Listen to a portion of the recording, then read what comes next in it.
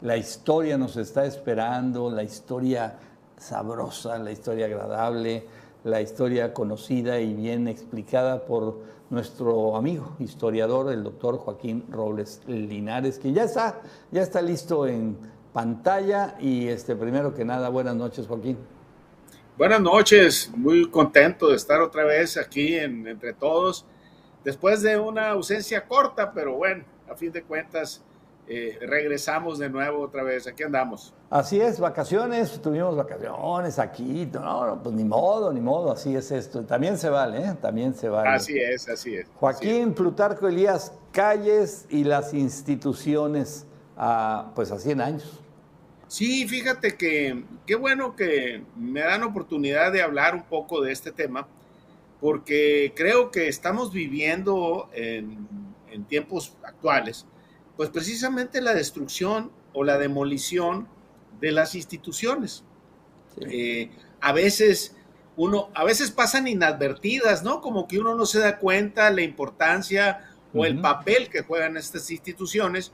Sin embargo, la formación de estas lleva mucho tiempo. Hemos hablado ya en otras épocas o en otras ocasiones de Calles y desde mi punto de vista de su gran error político, histórico, su anticlericalismo, cómo lo llevó a extremos de cometer gravísimos errores como la guerra cristera y la persecución religiosa, la ley de cultos, en fin. Pero por otro lado, a 100 años de su cuatrienio, pues hay que ver lo que se construyó. Y fíjate que desde el punto de vista historiográfico, Calles es como la plataforma de donde se despliegan las instituciones que actualmente en México están vigentes. Y una de ellas, para más señas, es el Banco de México, que el 1 de septiembre, Hilario Víctor, cumple 100 años. No es algo menor haber hecho un banco de emisión a inicios o a mediados de los años 20, porque fue una idea acariciada durante varios presidentes, varios periodos de la historia, y los que fructificaron o consolidaron ese objetivo fueron particularmente estos sonorenses, tanto Obregón, que inicia con el proyecto, pero el que lo consolida es el general Calles. Por eso quería hablar de a 100 años de las instituciones.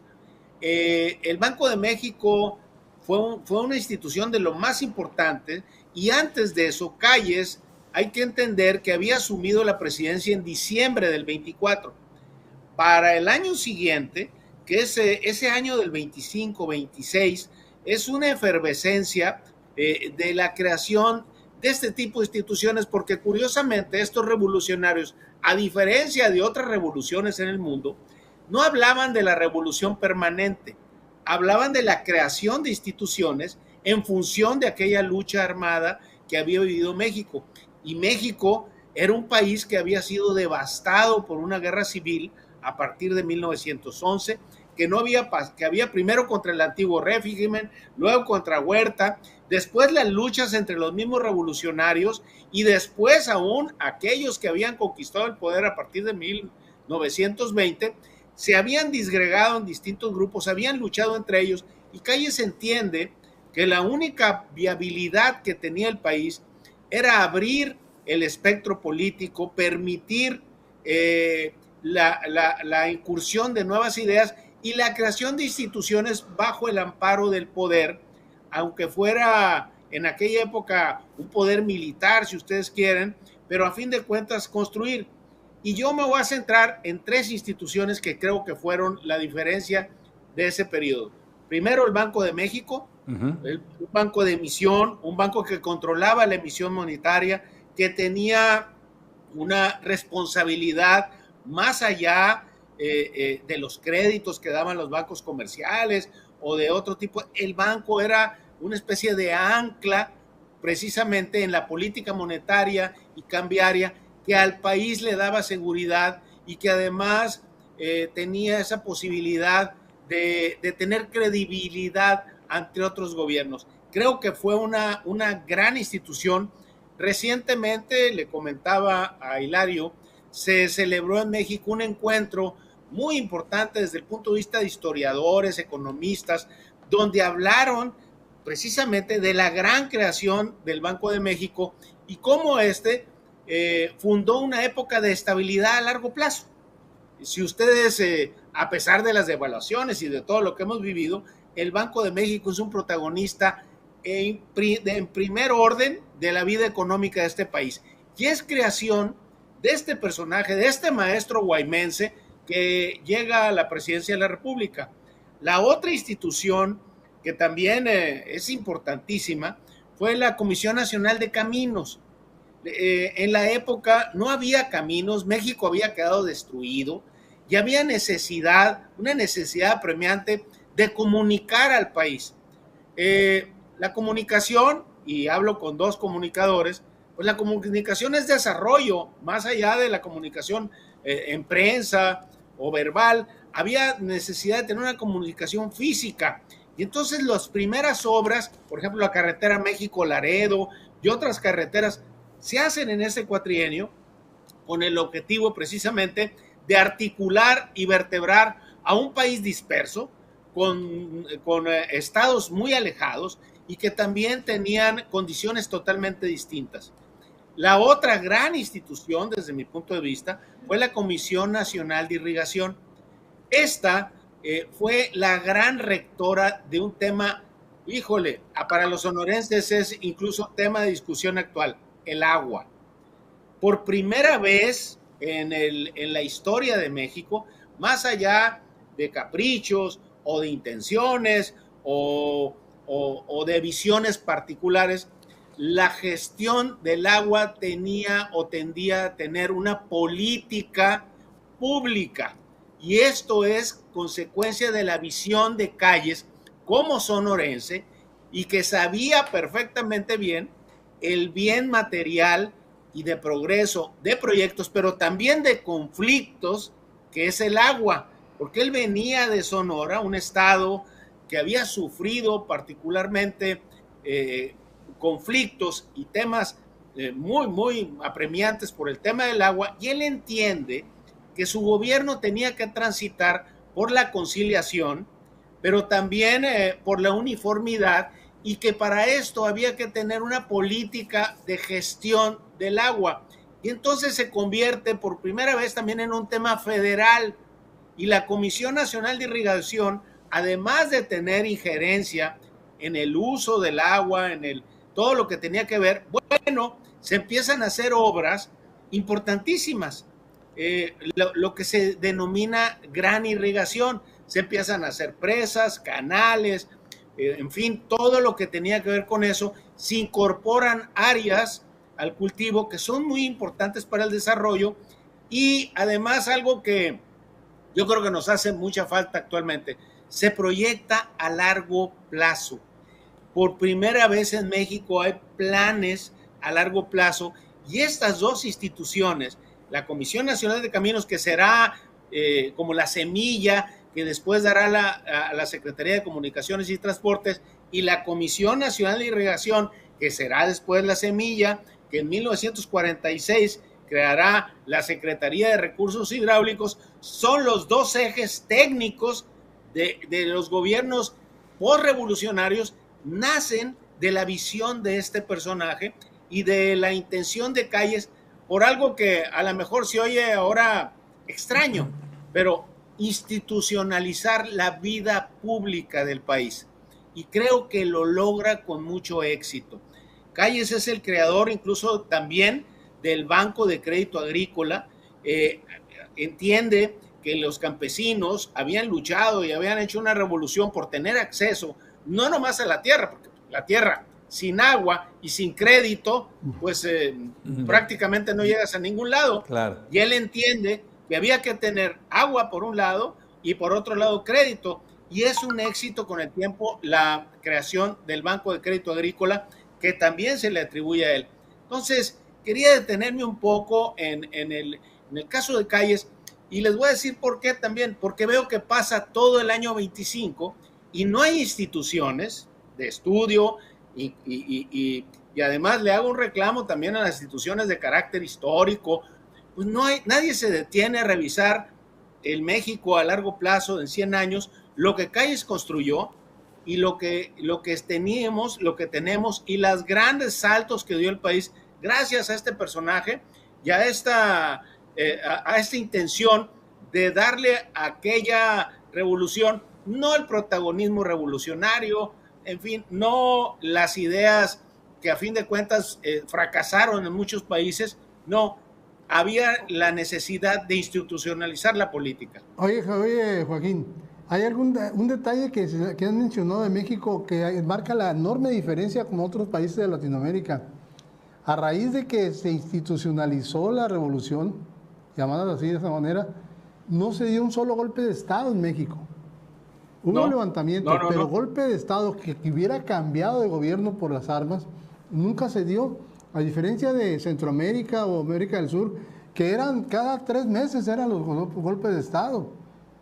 Fíjate que, y a pesar de que era un gobierno también que tenía una pugna también con el clero, no se dio un golpe de Estado, transitó en relativa calma después de la rebelión del 29, ya prácticamente... Pero era rebelión, era rebelión, no era golpe de Estado, era rebelión. No hubo golpes de Estado. Fíjense que en esto fueron muy hábiles. En primer lugar, quiero hacer la diferencia de que la Revolución Mexicana no fue una revolución excluyente. Básicamente permitieron el regreso de todos, incluso aquellos porfirianos que habían participado a inicios de la revolución en contra de estos, salvo aquellos, eso sí lo hacían notar ellos, salvo aquellos que tenían delitos de sangre, así le llamaban en la época. O sea, ¿quiénes? Pues los que asesinaron a Madero, en fin, todos ellos. Pero les doy un dato. En la época de Abelardo L. Rodríguez, en 1932, si no me equivoco, regresa a México doña Carmelita Romero Rubio de Díaz, junto con su familia.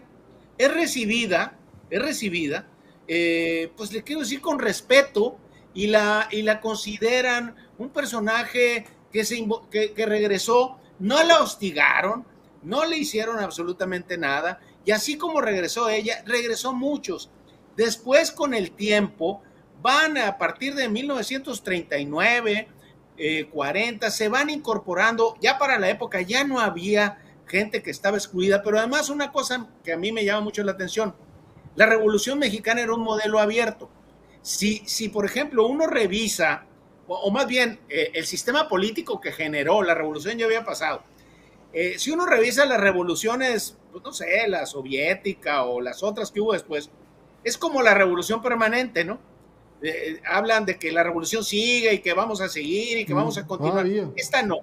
Esta se quedó en el discurso, y lo que vino después es la construcción de estas instituciones y el fortalecimiento de las mismas.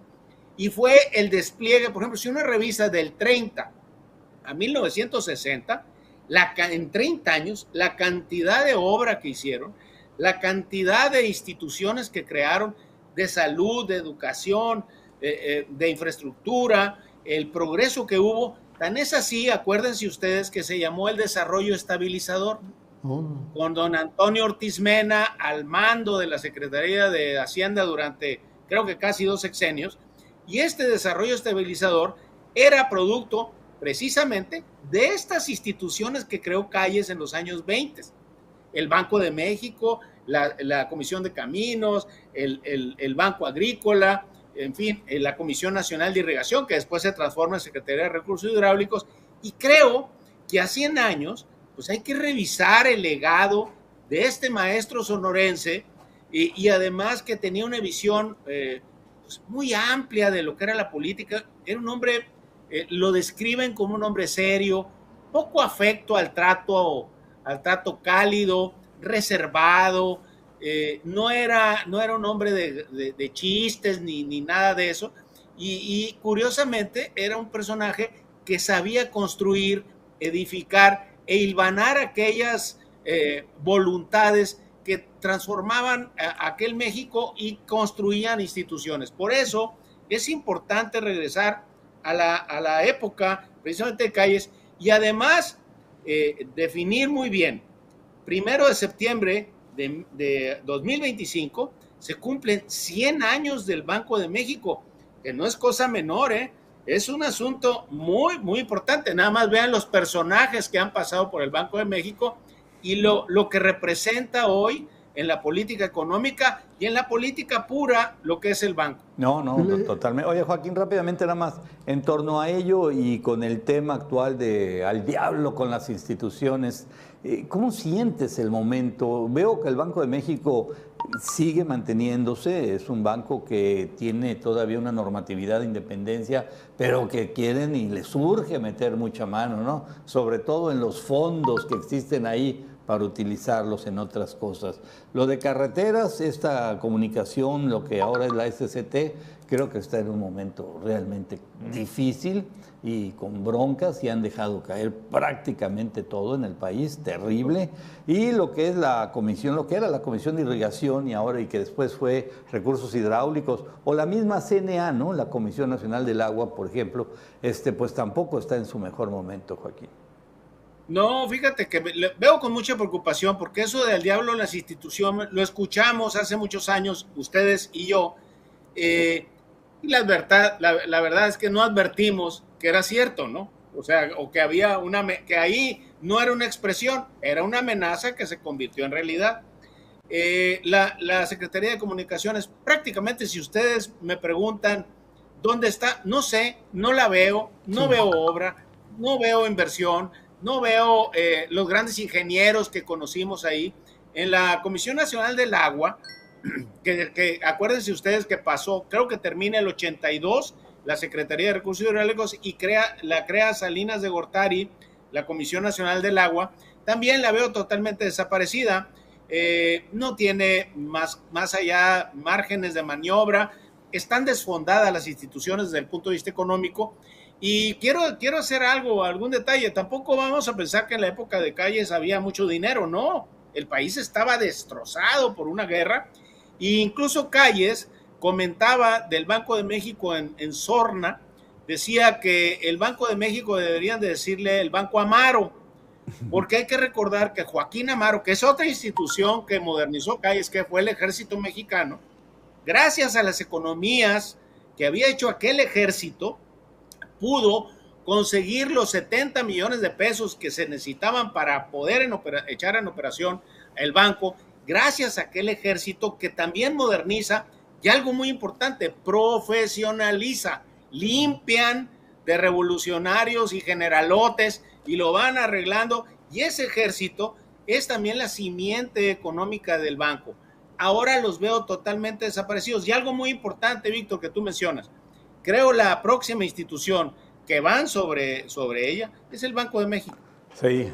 Desafortunadamente. Sí. Acuérdate que a 100 años de su creación. En tiempo de Echeverría, que tomaron el control del Banco de México, fue cuando se emitían billetes y nos fue la inflación para el cielo. Tiene que Echeverría tuvo una declaración desafortunadísima que hoy tiene una vigencia fatal. Él dijo, la economía se maneja desde Los Pinos, por Hacienda se maneja en Los Pinos. Eso pues no cabe, porque las instituciones tan importantes son autónomas y deben estar lejos precisamente de los apetitos políticos. Y eso no hay que hacer muchas conjeturas. Calles lo entendió, y un hombre que había estado en la revolución y que había luchado eso, entendió perfectamente bien que las instituciones debían tener vida propia en beneficio del país. Pues, Joaquín, pues excelente tu comentario, muy claro. Vamos a ver qué pasa de los tres conceptos que manejaste. Y todavía nos faltaron las instituciones también muy importantes, ¿no? Que quizá no fueron en ese momento, pero al fin de cuentas las han afectado. Educación, salud y ¿qué te puedo decir? Bueno, sí, Joaquín, así es. Fue el inicio de la institución. Nada más un detalle para terminar. Sí. El próximo martes, una gran exposición. Es la conferencia de prensa, ¿no? Es el anuncio. Una conferencia de prensa y después vendrá un periodo largo de exposición de don Juan Navarrete a través de la plástica. Algo que no debemos perder, porque acuérdense. Ahí mandamos la placa. Manda la placa y además, muy importante, el arte y la representación artística está ligada permanentemente no siempre, pero con mucha importancia a las cuestiones religiosas. Y creo que vale la pena revisar esa exposición después y darse la vuelta. Bueno, martes, ¿a qué hora y en dónde? A la conferencia de prensa es a las 9:30 y a partir okay. del martes en la noche va a estar abierto ya la exposición. Ok, muy bien. Joaquín, muchas gracias. Buenas noches. No, gracias a ustedes, que les vaya muy bien.